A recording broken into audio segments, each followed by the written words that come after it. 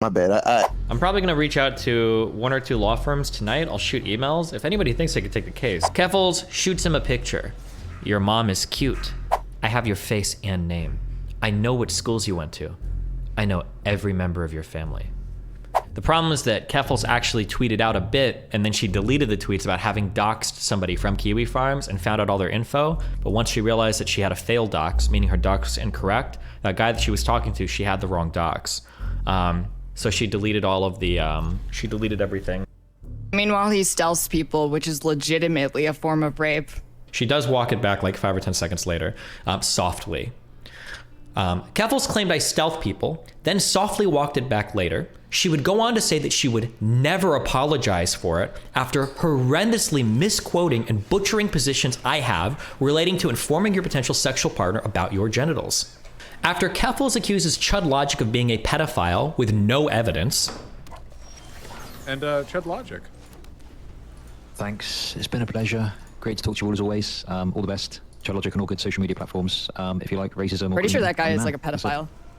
CTV, like, how about actually, yourself? I gotta correct Chud. He's not fucking Chud Logic on Twitter. This fucking asshole. He's a rash.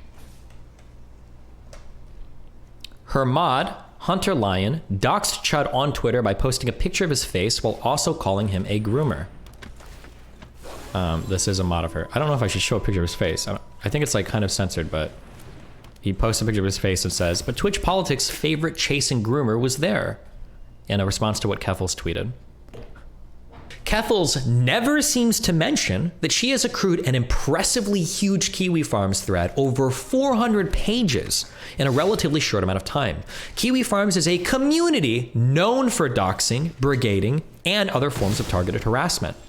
But for some reason, she always seems to blame my community and ignore that her Kiwi Farms thread got bigger than mine in like 1/20th of the time. I think in a couple months, her thread grew to over 400 pages. How the f do I get blamed for the Kiwi Farms thread on her? The idea that this is all coming from my community, when again, not a shred of evidence has ever been posted proving as much, is just ridiculous.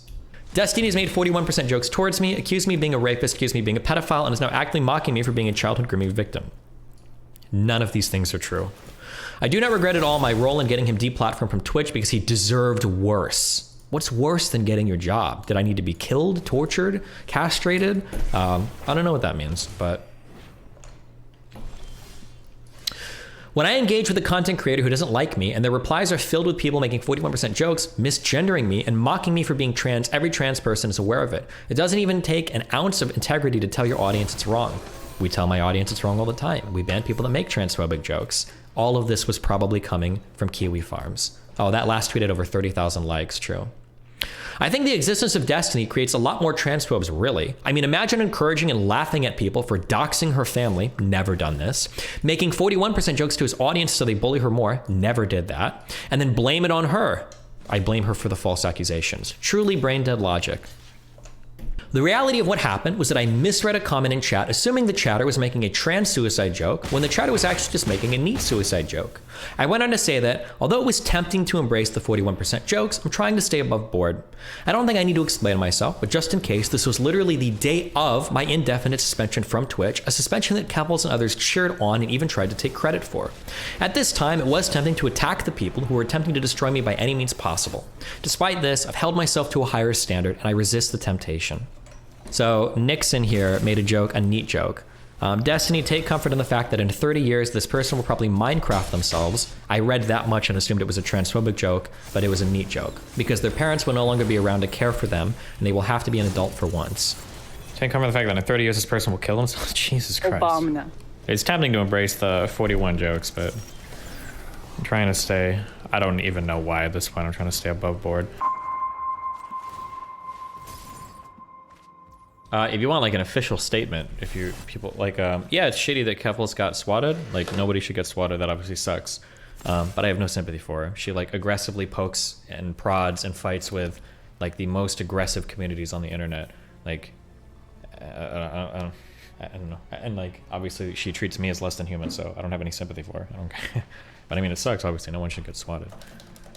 Lana PD didn't knowingly maliciously dead name Keffels, nor did they no knock raid and wake her up with guns. Wait. Responding officers conducted the initial inquiries, which culminated in their attendance at Ms. Sorrenti's residence. Officers did not conduct what is sometimes referred to as a dynamic entry into Ms. Sorrenti's residence. Rather, they knocked on the door, announced themselves as police officers, and occupants answered. I was woken up by London Police Services pointing an assault rifle in my face.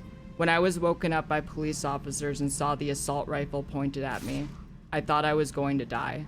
Any attempt by uninvolved third parties to suggest otherwise is inaccurate and irresponsible. Ms. Sorrenti was arrested for uttering threats based on information officers had at the time. Ms. Sorrenti was polite and cooperative. Oh, did she lie about it? Cavill said she needs 60K for lawyers. I think my GoFundMe did end up making like $85,000. I've been seeing people doing discourse about that forever, and I just like, do they understand how much lawyers cost? A 3-day civil trial in Canada is like $60,000. I didn't know that. That seems like a lot of money. Yeah. I already hired a lawyer and I'm looking into taking legal action, but I was advised not to talk about it until I actually do take legal action. So I haven't made a statement. Well, I've seen the people see thing online about it, you know, that you're lying about the amount you're going to... First of all, I'm going to make my principles clear, okay? Average cost of a 5-day trial is $56,439. 7-day trial is $81,958. What is she even going to sue them for? Quote me. Quote me. And I could be wrong, but... quote me anyway. I don't think she's going to trial for anything. I don't think there is going to be a trial for anything at all. I think she's just going to pocket the money and then say she'll use it for like trans activism or something in the future. This brings me to allegations as to how Ms. Sorrenti was addressed during her time in London Police custody using an incorrect name and gender. While I cannot confirm any conversations which might have transpired during Ms. Sorrenti's initial arrest, activity in her holding cell is monitored by audio and video equipment. At no time while she was in her holding cell did members of our police service address Ms. Sorrenti by her dead name and gender. I personally reviewed the recordings and found our officers were polite, respectful, and professional. The reference to Ms. Sorrenti's former name appears to stem from the existence of prior police reports. During the arrest, the police officer referred to me by my dead name. I was booked in the station under my dead name. The police, when talking to my mother, referred to me as her son. This is despite the fact that I have run as both a member of parliament and a member of provincial parliament under my name, Clara Sorrenti. The fact that a fake email led to London Police Services booking me under my dead name reveals the prejudice that many police have towards transgender people. My last name has not been Roberts in over 10 years.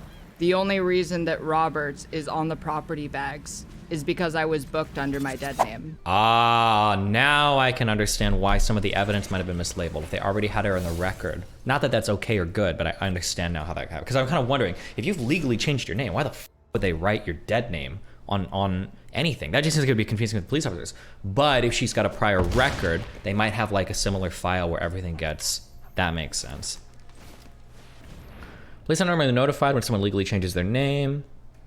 When an individual comes into contact with police for whatever reason, an entry is made into our records management system using the name provided at the time. That report is merged with prior reports, if any, involving the same person with the same date of birth. Where an individual has a change of name or has a nickname or alias, those would be linked with the primary name on file. Police are not normally notified when someone legally changes their name. It appears the bag in which Ms. Sorrenti's personal property is held was labeled with her dead name for tracking purposes. I recognize that this explanation will not please everybody. This situation highlights for us the need to develop a mechanism to ensure accuracy in our record keeping, recognizing that, as in Ms. Sorrenti's case, anything other. Okay, this all seems like way more reasonable. So there was no no-knock raid. That's a lie. Assuming this statement is true and the police aren't lying here, which they could be pretty dumb, but they could be. But according to this, there was no no-knock raid. The tagging stuff makes sense. And while she was being held in jail, nobody dead-named her or disrespected her. I have never seen anybody poke the nest for Kiwi Farms as hard as she does. God, she's so... I almost respect it. I almost respect it. They want me dead because I'm a high-profile transgender activist. So to be clear, people hate her generally because she's a smug piece of shit online harasser and bully. That is her career. Her whole career is harassing and brigading and bullying on the internet. That's what she is and what she does. There's a big target on my back, and for the past year, transgender people have been at the focal point of a culture war. It's not just the doxing, but Sorrenti takes issue with London Police Service's handling of the incident. Evidence bags she showed Global News indicates police use her dead name, the birth name she had before transitioning, which is considered highly offensive. She also claims police asked her if she was a she and to explain dead naming. The way that I was treated by the police really showed me they know nothing about transgender people. And so this is all a lie. She doesn't bring up the fact that she had a rap sheet. She doesn't bring up the fact that they like matched these to a file. Like, I wonder if these people reached out to the police for comment on this. Or issues. Police told Global News that this is an active investigation, but despite being a prominent name online and having run for office provincially and federally, Sorrenti thinks police's actions are driven by ignorance. So I had a hate crime perpetrated against me, and instead of the police helping me, they victimized me for it. Oh, also, When I went into the hallway and then saw that assault rifle. went into the hallway and saw that assault rifle. Where was the original tweet? Didn't she say originally that they woke her up with an assault rifle pointed at her face? I thought that was the original tweet that I saw. This sounds a bit different now, but okay. Oh, If they God. want me to stop the next time, they better manipulate the police into pulling the trigger. She like, her life is like a movie. It's so cringe. Oh my God. As we mentioned, there were